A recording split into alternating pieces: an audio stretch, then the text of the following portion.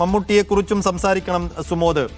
മമ്മൂട്ടിയെ തേടി ഇപ്പോൾ പത്മഭൂഷൺ എത്തുന്നു. പത്മശ്രീ നേരത്തെ തന്നെ അദ്ദേഹത്തിന് ലഭിച്ചതാണ്. അപ്പോൾ മമ്മൂട്ടിയെ തേടി ഇങ്ങനെ ഒരു പുരസ്കാരം കൂടി എത്തുമ്പോൾ മലയാളത്തിൻ്റെ മഹാനടനെ രാജ്യം ഒരിക്കൽ കൂടി അംഗീകരിക്കുകയാണ്.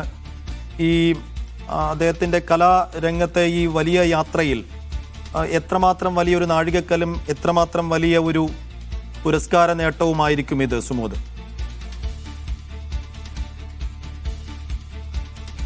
കഴിഞ്ഞ പല പതിറ്റാണ്ടുകളായി മലയാള സിനിമയുടെ ഒരു സ്വകാര്യ അഹങ്കാരം എന്ന് തന്നെ നമുക്ക് വിശേഷിപ്പിക്കാവുന്ന ഒരു നടനാണ് മഹാനടനായിട്ടുള്ള മമ്മൂട്ടി. കഴിഞ്ഞ തവണ തന്നെ മോഹൻലാലിന് നേരത്തെ പത്മഭൂഷൺ കിട്ടിയ സമയത്ത് എന്തുകൊണ്ട് മമ്മൂട്ടിയെ പരിഗണിക്കുന്നില്ല എന്നുള്ള ഒരു വലിയ തരത്തിലുള്ള ചോദ്യം തന്നെ ഉയർന്നിരുന്നു.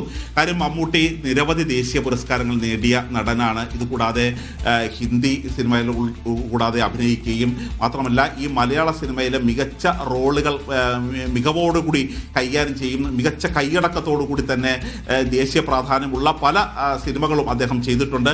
ഉദാഹരണത്തിന് അംബേദ്കറുടെ ചരിത്രം ആധാരമാക്കിയിട്ടുള്ള സിനിമ തുടങ്ങിയ ആരും നടക്കാത്ത വ്യത്യസ്തമായ വഴികളിലൂടെയാണ് ഇതുവരെയുള്ള ഒരു മമ്മൂട്ടിയുടെ ഒരു കാൽവെപ്പ് ഉണ്ടായിട്ടുള്ളത്. അതുകൊണ്ട് തന്നെ ഈ മലയാള സിനിമയ്ക്ക് അദ്ദേഹം നൽകിയിരിക്കുന്ന സംഭാവന, ഇന്ത്യൻ സിനിമയ്ക്ക് മമ്മൂട്ടി നൽകിയിരിക്കുന്ന സംഭാവന, ഇതെല്ലാം കൂടി പരിഗണിച്ചുകൊണ്ടാണ് ഇപ്പോൾ മമ്മൂട്ടിക്ക് പത്മഭൂഷൺ നൽകി രാജ്യം ആദരിക്കുന്നത്.